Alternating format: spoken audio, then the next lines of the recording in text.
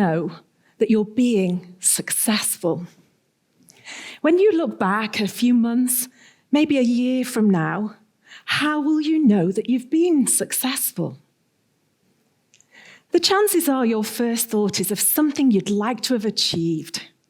Maybe a promotion at work, a qualification, or maybe getting a much-needed community project off the ground. But what happens when you imagine looking back 5 years, 10 years from now? Then what do you hope to see? Will it still be all about what you'd like to have achieved? Or do you also hope to look back without regret on a deeply satisfying and joyful experience along the way? If so, the vitally important question to ask yourself is this: as you pursue your current goal, are you enjoying or merely enduring the journey? If your honest answer is a little uncomfortable, you're in good company. As a leadership coach, I've had the privilege of sitting in meaningful conversation with a long line of talented and capable individuals. People like Claire, whose impact and dedication had her tipped as a future leader of her company. If anyone might be expected to be enjoying the journey, it would be a high-achieving superstar like Claire, right? But behind closed doors, as is so often the case, a very different story emerged. One of failing health, strained relationships, and a struggle to resist spiraling down into despair. Claire was on the brink of burnout and about to resign. So I asked her, what would success look like if you were succeeding on your own terms? She replied, I don't know, but I'd like to find out. In the weeks and months that followed, Claire transformed her relentless race into a truly authentic adventure. And she didn't have to quit her job to do it. But she did have to question a route map to success that puts achievement first and happiness second. I care deeply about people like Claire because their story is also my own. Throughout my education and for the first decade of my career, I gave the achievement-focused route map to success my very best shot. I worked hard, I got good grades, and I secured, a professional role with a prestigious company. And when I found there weren't enough hours in the working day, I did what school and university had trained me to do. I worked longer, which earned me a promotion, which brought with it more to achieve. So then I learned to work smarter, which earned me another promotion that brought with it yet more to achieve. So I worked on myself, my resilience, my self-care. I tried and I failed to achieve work-life balance. And by the time I went off on maternity leave at the age of 29, exhausted, and with little space in my life for anything but work, I knew one thing for sure: something had to change. So what is the alternative route map to success? The kinder, more humane, more sustainable route? How can you take that flawed strategy and turn it around, putting happiness first in a way that allows you to achieve as much, if not more? I found the key all those years ago while on maternity leave. I knew I still wanted to stretch myself and make a difference. I just didn't want to sacrifice the joy along the way. I wanted to get there and love here. And in a moment of absolute epiphany, I recognized one powerful and life-changing truth. I wasn't stressed and endlessly exhausted simply because I was doing too much, but because I was doing too little of what makes me feel fully alive. Setting yourself up for authentic success involves a journey of self-discovery, an inner journey that can be as thrilling and challenging as any adventure on the outside. You are one of a kind, shaped by both your character and your natural talents and your experience along the way. You are as unique as your fingerprint. And that means you have something unique to offer the world.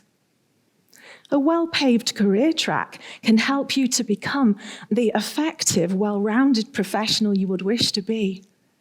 But your most authentic adventure will be as individual as you are. What if you don't know who you really are underneath all of those layers of conditioning? The good news is, life is constantly offering you clues. Your true self is in the driving seat in any moment where you are at your effortlessly brilliant best. And that means if you want to know who you really are, you have to catch yourself being brilliant. That might not be easy at first, because you are probably trained for the opposite. But we can begin together right here, right now. Think of a time when you remember being joyfully productive. A time when you made a difference, but enjoyably, perhaps even effortlessly. It might have been at work, or maybe contributing something valuable to your family, your friends, or your community. When did your work not feel like work? And as you remember what you were doing, notice, who were you being? What personal qualities, strengths, and talents were in play? What inspired you to act? In the days and weeks to come, I invite you to explore a whole string of such memories of joyful contribution. Times when you poured energy in, yet felt energized in return. As you do, you'll spot patterns, themes, aspects that all these experiences have in common for you. Clues as to who you really are and your authentic zone of genius. You can find even more clues in those experiences of being deeply unhappy, dissatisfied at work. Like David, who was being excluded from meetings by colleagues who saw him as negative and undermining. But when I asked David about his strengths and his intentions, he told me, I am in a constant battle against the mundane. I can see straight away the ideas that have merit and those that are doomed to fail. I try to stop people wasting time, money, energy on things that will never work, but it always backfires. I guess nobody likes to be told that their baby is ugly. David's zone of genius was his incredible foresight, his desire to drive change, and his radical honesty. By refining how and when he brought his zone of genius, David became a catalyst for incredible innovation. He went from being the guy that no one wanted in their meetings to the guy everyone wanted in their meetings. And that's the truly wonderful thing about authentic self-discovery. Everyone wins. When you put your true self in the driving seat, even when the going gets tough, you feel like the right person in the right place at the right time.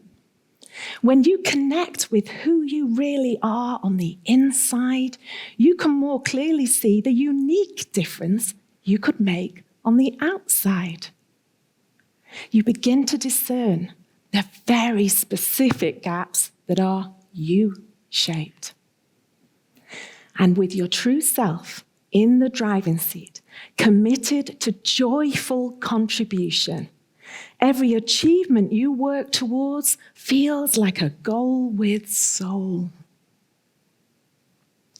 Right now, with so many of our society's systems and structures already in a state of flux, we have a real opportunity to rethink success and to renegotiate our relationship with work. Can you imagine what would happen if we all discovered what makes us feel fully alive and then found outlets for that? At school, at work, in our community? I believe it's possible. And we do it by celebrating our differences and catching each other being brilliant. And it all begins with you. Getting curious about who you really are and your most authentic adventure. Magic happens when you bring the same level of commitment to loving here as you were trained to bring to getting there.